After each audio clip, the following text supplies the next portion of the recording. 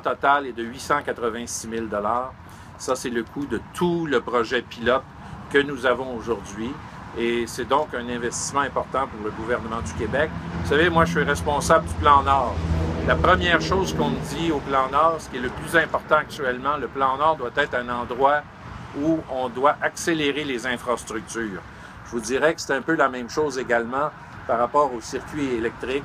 Je pense que si on veut que l'auto électrique soit un succès au Québec, il faut qu'on travaille de l'avant pour améliorer l'infrastructure routière à ce stade-ci. D'accord. Vous parliez tantôt que le programme pour aider en fait les conducteurs à acheter une voiture électrique serait reconduit. Est-ce qu'il va quand même faire partie de toute la réévaluation des programmes que le gouvernement vous est en train de faire présentement? Oui, bien écoutez, d'abord, premièrement, il y a une chose qui est incontournable. D'abord, ces programmes-là font partie d'un fonds qui est dédié, qui s'appelle le fonds vert. Comme vous le savez, ça ne fait pas partie des, je dirais, des dépenses comme telles du gouvernement, dans le sens où c'est un fonds dédié où l'argent vient d'une taxe aux pétrolières. Donc ça, c'est ce qui existe actuellement.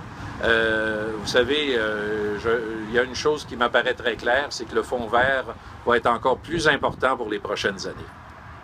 D'accord. Et vous parlez de développer, bien entendu, le réseau électrique. Est-ce que vous allez toucher également le transport plus lourd, les trains aussi, ou vous voulez vous limiter vraiment c'est-à-dire que, vous savez, nous, on doit suivre la technologie.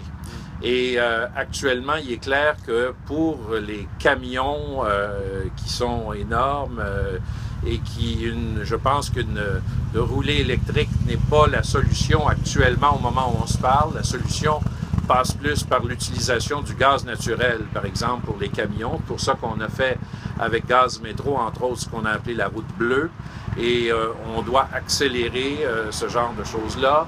Par exemple, on veut remplacer au niveau énergétique certaines façons de faire dans le nord québécois par du gaz naturel liquéfié. Mais pour les automobiles, il est clair que l'amélioration des batteries au fil du temps va faire en sorte que je pense que ça va devenir un élément incontournable au cours des prochaines années. Et si un jour on développe une technologie pour nos batteries qui nous permettent d'aller encore plus loin, il est sûr qu'on va aller de l'avant également.